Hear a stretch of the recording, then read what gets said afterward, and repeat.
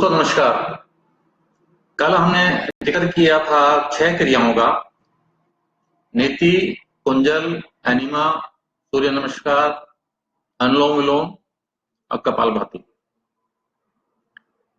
इन 6 क्रियाओं को सभी को करना चाहिए। 10 वर्ष से ऊपर के प्रत्येक मनुष्य को ये 6 क्रियाएं रोज करनी चाहिए। किस तरह से करनी चाहिए, क्या सावधानियां कल बताई गई थी।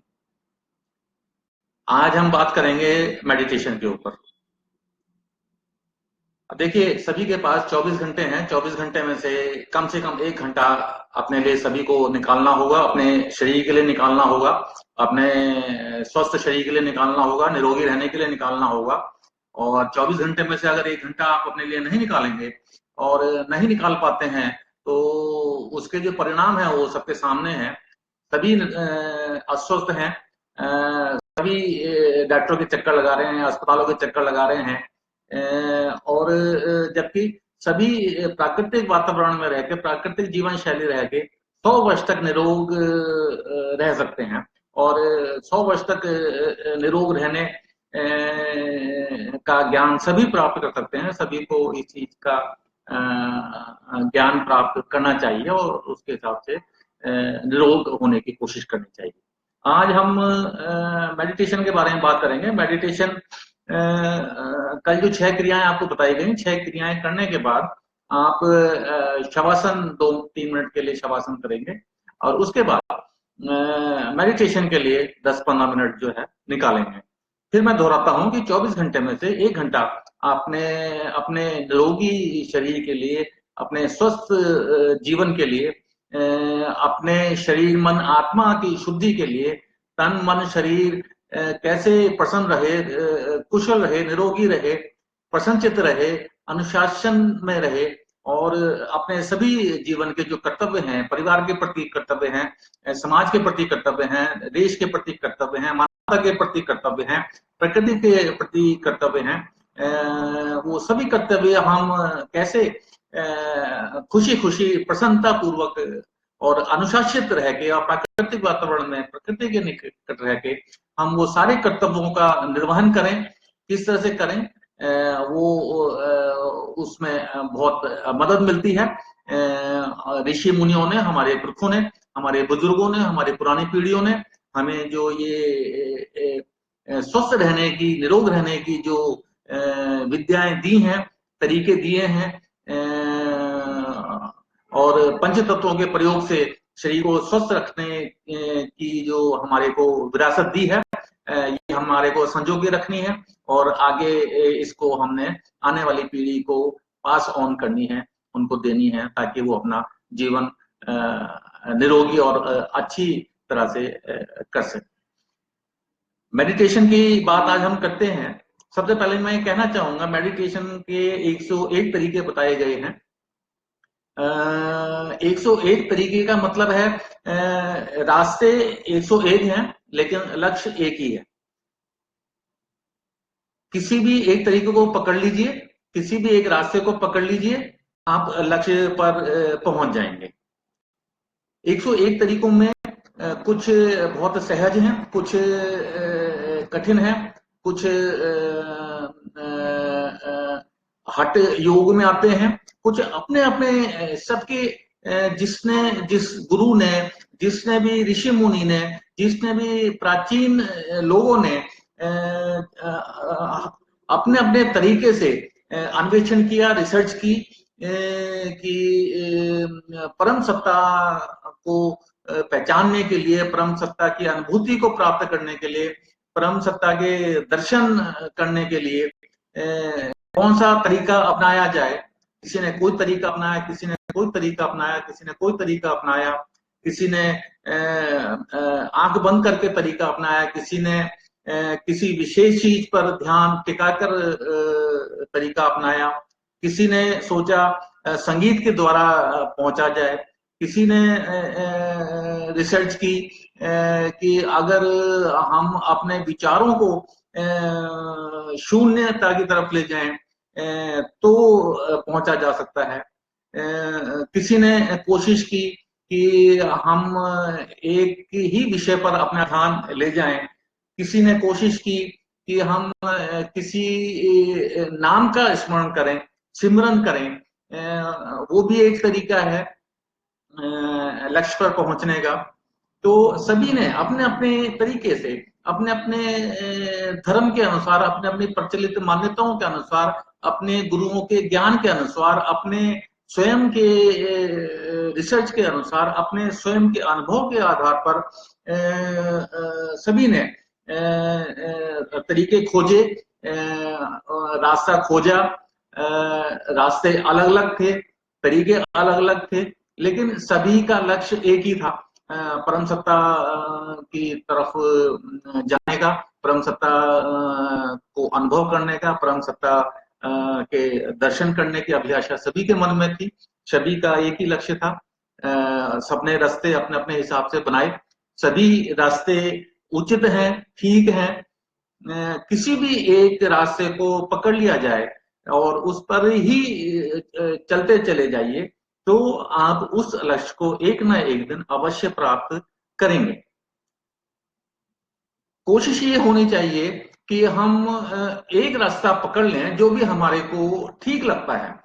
अगर हमारे को लगता है कि हमें पर्टिकुलर एक रास्ता ठीक है, हमारे धर्म के अनुसार, हमारी मान्यताओं के अनुसार, हमारे हमारे को अपील कर रहा है, हमारी बुद्धि को अपील कर रहा है, हमारे हृदय को अपील कर रहा है, हमारे को लगता है कि ये जो तरीका है, इस रास्ते पर मैं चल सकूंगा, अनुशासन से चल सकूंगा, बीच रास्ते से वापस नहीं लौटूंगा, या किसी और रास्ते को नहीं ढूंढूंगा, किसी दूसरे रास्ते की तरफ जाने की का प्रयास नहीं करूंगा, या ट्राई नहीं करूंगा कि भाई ये यहाँ इस रास्ते में कुछ मुश्किलें हैं, दूसरा रास्ता अपनाया जाए। दूसरे रास्ते को अपना देखा तो पता लगा कि उसमें भी कुछ दुश्वारियां हैं, फिर तीसरा रास्ता। ये फिर एक तरह से भटकाव वाली स्थिति हो जाती है। तो भटकाव से बचने के लिए सबसे अच्छा तरीका यही है कि आप एक रास्ता पकड़ लीजिए, जो भी आपने रास्ता पकड़ना है, और उस रास्ते पर ही चलते चले जाइए। एक ना एक दिन आपको सफलता जरूर मिलेगी। हो सकता है कि कोई रास्ता छोटा हो, कोई रास्ता बड़ा हो सकता है कोई रास्ता 10 किलोमीटर का हो, कोई 15 किलोमीटर का कोई 25 किलोमीटर का हो सकता है कोई रास्ता पथरीला हो सकता है कोई रास्ता मिट्टी वाला हो सकता है कोई रास्ता ऐसा हो कि आधा रास्ता अच्छा हो, आधा खराब हो सकता है कि कोई रास्ता ऐसा हो कि शुरू में बहुत सुविधा अनुसार हो, और आधे रास्ते के बाद वो रास्ता बहुत ज्यादा उबड़ खाबड़ हो जाए, या कुछ ऐसा हो कि शुरू में लगे कि बहुत ही रास्ता बहुत ही उबड़ खाबड़ है, बहुत ही गड्ढे हैं, बहुत ही खराब रास्ता है, बहुत दुश्वार रास्ता है, लेकिन आगे की यात्रा जब हम करें, संकल्प से करें, तो हो सकता है कि कुछ वो जो रास्ता है आने वाले टाइम में कुछ चलने के बाद, 2-4 किलोमीटर चलने के बाद, हो सकता है कि रास्ता वो सुगम हो जाए, अच्छा हो जाए, चलने लायक हो जाए, सुविधा अनुसार हो जाए, और हमारे को आसानी हो उस रास्ते पर चलने की। तो कहने का मतलब यही है कि कोई भी रास्ता आपको आसान नहीं मिलेगा। किसी में पहले मुश्किल आएगी, किसी में बाद में मुश्किल आएगी, किसी में बीच में मुश्किल आ सकती है, किसी में अंतिम समय में मुश्किल आ सकती है। इसको मैं अगर एक आध्यात्मिक तौर पर थोड़ा सा कुछ इसमें जोड़ना चाहूं, तो कहते हैं कि प्रभु की तरफ जो भी कदम बढ़ाता है, और जितने ज्यादा कदम बढ़ाता है प्रभु, उतनी ही तकलीफें उसके रास्ते में देते चले जाते हैं। वो एक परीक्षा होती है। उदाहरण के लिए हम आपस सुदामा और कृष्ण जी का उदाहरण हमारे सामने है। सुदामा जी जैसे ये कष्ट जो है, बहुत ही विरला ही कोई उतने कष्ट सहन कर पाता है। उस रास्ते पर उतना वहां तक पहुंचना, और जब कहते हैं कि जब वो प्रभु की तरफ कोई चलता है, तो सुदामा की तरह ही उसको बहुत ही रास्ते दुश्वार हो जाते हैं। और एक बार तो सुदामा जी जो है महल के पहुंच कर भी जो है महल से वापस चल दिए थे। तो हम जैसे लोग तो मानवीय कलयुगी लोग हैं, मानवीय लोग हैं, बड़े तुच्छ लोग हैं सुदामा जी के सामने। लेकिन सुदामा जी जैसी आत्मा भी महल से एक बार वापस हो गई थी। तो प्रभु देखते हैं कि जो भी उनकी तरफ चलता है तो वो परीक्षाएं लेनी शुरू कर देते हैं, और रास्ते हमें लगता है कि बहुत ही कठिन होते चले जा रहे हैं, बहुत बहुत कठिन होता चला जा रहा है। इसको हम ऐसे भी ले सकते हैं कि अगर पथ हमारा, रास्ता हमारा कठिन होता चला जा रहा है, तो वो हमें सोच लेना चाहिए कि हमारी ये परीक्षा प्रभु ले रहे हैं। और इसका मतलब प्रभु की नजरों में हम आ तो गए हैं कि हाँ भाई ये बंदा मेरी तरफ चल दिया है।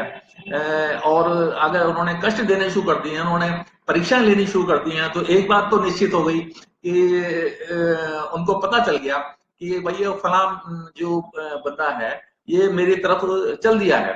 अब प्रभु की नॉलेज में ये चीज आ जाना कि मैंने उनकी तरफ चलने का रास्ता ढूंढ लिया है, या मैंने उनकी तरफ चलने का, उनको पाने का रास्ते पे मैं चल पड़ा हूँ और ये उनकी नॉलेज में आ गया है, ये भी बहुत बड़ी बात होती है। ये भी कोई छोटी बात नहीं है कि प्रभु को पता चल गया कि मैं उनको पाने के लिए, उनके दर्शन के लिए ललायित हूँ, और उनको देखना चाहता हूँ, उनको एहसास करना चाहता हूँ। तो उन्होंने अपनी जो परीक्षाएं शुरू कर दी हैं, तो उससे ही आधा काम तो हमारा तभी हो जाता है कि हमने चलना शुरू किया, प्रभु ने परीक्षा लेनी शुरू कर दी, तो ये सुनिश्चित हो गया कि प्रभु की नजर हमारी तरफ पड़ी है कि भाई अब इसकी परीक्षाएं शुरू कर दो और इसकी परीक्षाएं लो, और ये कैसे चलता है, क्या चलता है। कहने का मतलब है कि प्रभु की पहली नजर तो हमारे पे पड़ गई कि हमारे को वो देख रहे हैं, हमारी उन्होंने परीक्षा लेनी शुरू कर दी कि भाई ये अब कैसे चलेगा, मेरे पास तक कैसे पहुंचेगा, पहुंचेगा नहीं पहुंचेगा, 4 किलोमीटर बाद वापस होगा या 10 किलोमीटर बाद वापस होगा, आधे रास्ते तक आएगा या पौने रास्ते तक आएगा, या शुरू में ही भाग जाएगा या लास्ट में भागेगा। तो जितना रास्ता कम होता चला जाएगा उतना ही कष्ट और हमारी परीक्षाएं बढ़ती चली जाएंगी। और वो कष्ट और परीक्षाएं जो हमारे को परिष्कृत करेंगी, हमारे को तपाएंगी, हमारे को सोने की तरह चमकाएंगी। तो वो जो कष्ट है वो हमेशा जो है प्रभु की तरफ जाने के लिए, प्रभु को प्राप्त करने की वो सीढ़ियां हम उसको बना सकते हैं। तो एक तरीका मैं आज आपसे जिक्र करूंगा मेडिटेशन का। आप उसमें सुखासन है, पद्मासन पे, जिस पर भी पोज में आप आसानी से बैठ सकते हैं आप बैठ जाइए, और आंखें आप बंद कर लीजिए, और जस्ट आपने आंखें बंद करके अंदर जो कुछ भी चल रहा है वो जस्ट देखना, सिर्फ देखना, अंदर जो भी चल रहा है, कोई विचार चल रहा है, कोई दृश्य चल रहा है, कोई स्मृति चल रही है, कोई पुरानी कहानी याद आ रही है, कुछ चलचित्र आ गया है, कोई अच्छी घटना आ गई है, कोई बुरी घटना आ गई है, जो भी आ रहा है, कोई भी, चाहे दृश्य है, चाहे वो आवाज है, चाहे वो कुछ भी आ रहा है, आपने सिर्फ आंख बंद करके सिर्फ देखना है, just see what is going on. अब आराम से बैठ जाएं, सुखासन पर बैठ जाएं, पद्मासन पर बैठ जाएं, किसी भी आसन पर, जिस आसन पर आप 10-15 मिनट आराम से बैठ सकते हैं उस आसन पर आप बैठ जाएं, आंखें बंद कर लें, अपना स्पाइनल कॉर्ड, रीढ़ की हड्डी को बिल्कुल सीधा रखें, और आंखें बंद करके सिर्फ देखें अंदर जो भी चल रहा है उसको आपने सिर्फ देखना, जस्ट सी ओनली। जो भी चल रहा है, विचार आ रहे हैं, जा रहे हैं, दृश्य आ रहा है, जा रहा है, जो कुछ भी आ रहा है, जा रहा है, आपने ना उसको रोकना है ना उसको पकड़ना है। जो भी बंद आंखों से आपने सिर्फ देखना, साक्षी भाव से देखना, सिर्फ अपनी तरफ से आपने कोई एफर्ट नहीं करना, सिर्फ साक्षी भाव से देखना है। जैसे आप सड़क के किनारे खड़े हैं, सड़क से बस निकल रही है, कार निकल रही है, स्कूटर निकल रहा है, साइकिल निकल रही है, घोड़ा निकल रहा है, हाथी निकल रहा है, कुछ भी निकल रहा है, कुछ भी आ रहा है, कुछ भी जा रहा है, उसको सिर्फ देखना। किसी भी विचार को, किसी भी दृश्य को आपने पकड़ना नहीं है और ना हटाना है। आप कोई भी आपके रुचिकर अगर कोई विचार या दृश्य आपके रुचिकर नहीं है तो उसको हटाने का आपने कोई प्रयास नहीं करना है। अगर कोई भी विचार, कोई भी दृश्य आपका रुचिकर है तो आपने उसमें इंटरेस्ट नहीं लेना है, उसको आपने पकड़ना नहीं है, उसमें आपने संलग्न नहीं होना है, उसमें आपने भाग नहीं लेना है। ना आपने उसका हिस्सा बनना है, ना आपने उसको हटाना है। जो भी बंद आंखों से आपको अंदर चल रहा है, बंद आंखों से आपने सिर्फ उसको देखना है, साक्षी भाव देखना है। जैसे एक दर्शक देखता है, कुछ भी चल रहा है, मैच चल रहा है, चलचित्र चल रहा है, म्यूजिक चल रहा है, कुछ भी चल रहा है, वो आपने सिर्फ देखना, बंद आंखों से देखना है। विचार आ रहे हैं, जा रहे हैं, दृश्य आ रहा है, जा रहा है, किसी में रस नहीं लेना है, किसी से मित्रता नहीं करनी है, किसी से दुश्मनी नहीं करनी है। कोई भी विचार है, कोई भी आवाज है, कोई भी दृश्य है, ना आपने उससे मित्रता करनी है, ना आपने उससे शत्रुता करनी है, ना आपने उस विचार को, दृश्य को हटाने का प्रयास करना है, ना आपने उसमें रुचि लेनी है। सिर्फ जो कुछ भी घटित हो रहा है, कुछ जो कुछ भी दिख रहा है, जो भी चल रहा है, कुछ जो भी आ रहा है, जो भी जा रहा है, just watch with close eyes.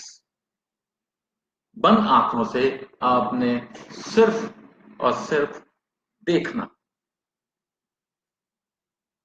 विचारों को देखना है, दृश्य को देखना है।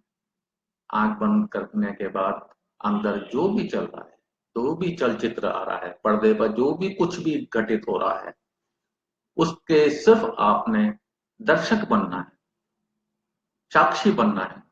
आपने अपने तरफ से कोई भी, किसी भी तरह का कोई प्रयास नहीं करना है। सिर्फ आंखें बंद रखिए, बंद आंखों से आपने सिर्फ देखना है, क्या चल रहा है, क्या आ रहा है, क्या जा रहा है। सिर्फ आपने बंद आंखों से सिर्फ देखना है, देखना है, सिर्फ देखना है। ना उस चीज को हटाना है, ना उस चीज को पकड़ना है। शुरू में बहुत तेजी से विचार आएंगे जाएंगे, बहुत तेजी से दृश्य आएंगे जाएंगे। धीरे धीरे आप अनुभव करेंगे कि जो तेजी से विचार आ रहे थे, दृश्य तेजी से आ रहे थे, धीरे धीरे उनकी गति कम होती चली जाएगी। जितने ज्यादा दृश्य आ रहे थे, जितने ज्यादा चीजें आ रही थी, जा रही थी, धीरे धीरे आपको लगेगा कि ट्रैफिक जो जाम था, वो ट्रैफिक चलना शुरू हो गया है, ट्रैफिक थोड़ा तेज होना शुरू हो गया है।